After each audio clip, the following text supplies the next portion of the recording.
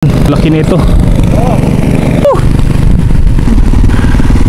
Wala, tuyong-tuyo na. Ito yung pinakamasarap na parte dito. Ayan, ayan, oh. Ayan. Right. Wow. Ito na nga yung aming naiuwi.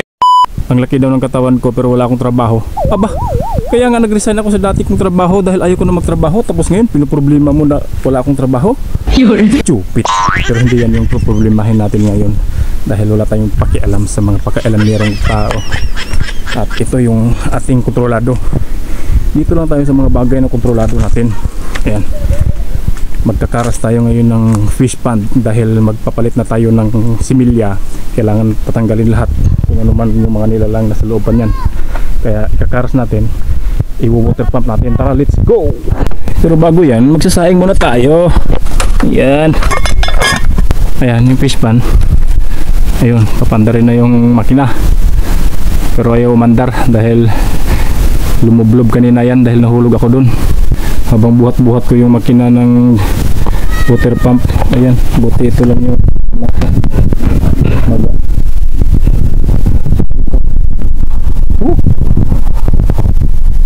mahaba yan, men.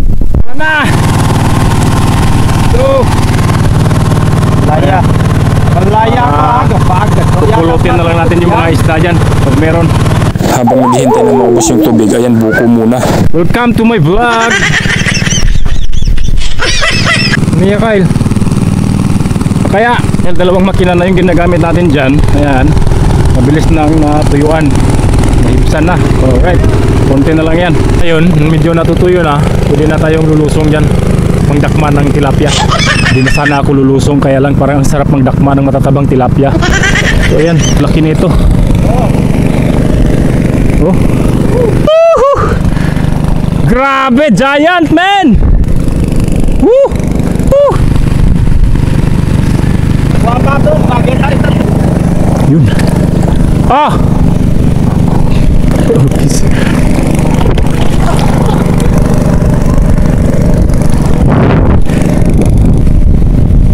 Sus. Ba't di ka pa umuwi? Ginawa mo na yung piskeryang swimming pool. Ayan na, pati mga bata nakisali. Wala, tuyong-tuyo na. At ito na nga, magluluto na tayo nating pang ulam. Mga itsura nito mga to. Ayun po yung isa, oh. Ito na guys, yung pinakasiriwan nating inihaw. Ayan, sus. Ito yung pinakamasarap na parte dito. Ayan, ayan, oh. Ayan. Right. Wow! Inihaw na tulwan. Alright. Dito man na. Apa niya to? Tiro lang. Tiro lamang. Kyle. Fight. Nabisinan. Dre. Ikaw lang po guys.